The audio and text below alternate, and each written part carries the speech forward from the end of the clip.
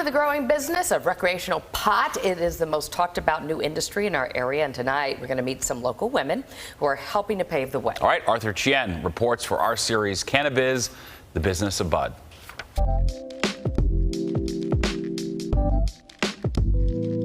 When you put a bunch of women together, so much magic happens. The magic is about to happen in New York, with tens of thousands of jobs to be created as the state prepares to unlock the legal sale of recreational cannabis.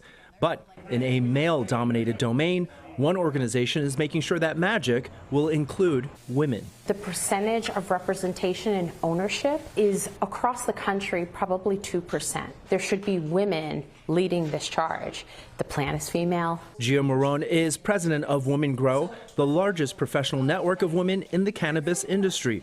Established in 2014 with the goal of connecting, educating, and inspiring future female leaders, their events look to help women transitioning into the new space for career opportunities. There's 27% women representation in the industry.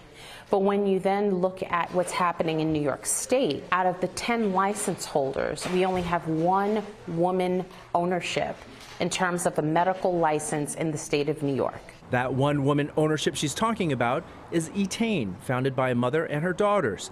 Its flagship on East 58th Street is one of 4 locations across the state. And at this woman-owned business, the pharmacists are women, along with almost the entire staff. The tides have turned in the country, in New York, in the city, everywhere. Not only does Etain operate differently, but they serve customers who use cannabis differently than men do. And those female customers look for those tailored solutions, meeting one-on-one with female staff. Everything from, maybe it's something having to do with their period or having something to do with menopause, but also, especially in the crazy times we've been living in, everything from just, anxiety and sleeping. And as we look around Etain, we notice a variety of products, including books and clothing, all tied together with a unifying strand, that all the products here are by women, a rare example of female domination in this budding industry. When an industry decides to prioritize diversity and inclusion, it could take a long time to get there, depending on how many companies are involved. Companies are different, people are already in positions. But New York State right now has an opportunity with the cannabis industry in that it is starting from scratch. And it's in that process that Women Grow not only want to see women included, but in particular, because of historical reasons, women of color. Through decades of criminalization of marijuana,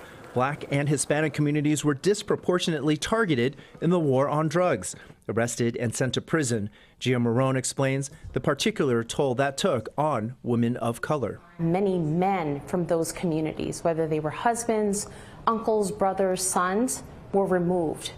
And women were then led to lead households. And what may have been a 2-income household turned into a 1-income household. So now there was a woman that was not only left with the financial responsibility, but also raising children, keeping home, having a job. That's a lot to bear the brunt of alone. A struggle, now the call to arms for women, not just to be included, but to be leaders. Our voices being heard are one thing, but we know the power is really behind the decision making. Sowing intentional seeds for women to fill a key part on this new stage.